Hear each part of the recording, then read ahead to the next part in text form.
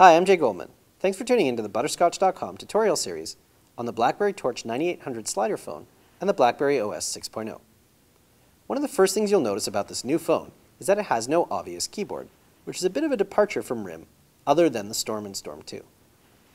If you push up on the screen slightly, you'll reveal a full QWERTY keyboard, which is a little smaller than the keyboards you find on other BlackBerry devices, but is definitely usable as a hardware keyboard. It also includes the touchpad scroller from newer BlackBerry devices, which replaced the trackball that they used to use. The device features the standard 4 buttons that we've come to expect on a BlackBerry across the bottom of the screen. The left side supports a micro USB port for charging and sync. The top includes 2 quite subtle buttons for locking the screen and putting the device on mute. The right side includes a standard headphone jack, a rocker switch for volume, and a convenience key, which by default opens the camera.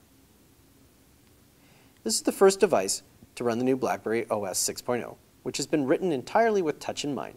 And you can see that as you're interacting with the device, which is much more usable than the BlackBerry Storm and Storm 2 were from a touchscreen perspective. We'll get into a lot more detail about the BlackBerry OS 6.0 in an upcoming episode, so make sure to tune in for more details on that. Generally speaking, this is a really solid piece of hardware. Only 2 complaints that we found so far: that the screen is a little unbalanced when open. It should rest a little more naturally in your hands, but has a tendency to feel like it's going to fall backwards. And that the device itself is a little underpowered from a CPU perspective, especially compared to newer devices from Apple and the Android manufacturers. At times, the device can feel a little sluggish, especially if you're doing things like scrolling around on large web pages.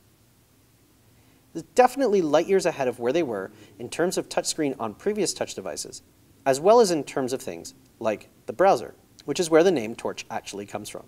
RIM acquired a browser company called Torch, who had made the first WebKit browser for the BlackBerry platform, and have integrated that directly into the operating system as the new BlackBerry browser.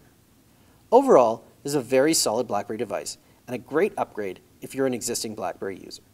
Thanks for tuning in to the introduction of our series. We hope you'll join us for a deeper look at the BlackBerry OS 6.0 and BlackBerry Torch 9800 slider phone. Stay tuned for more great tutorials from Butterscotch.com.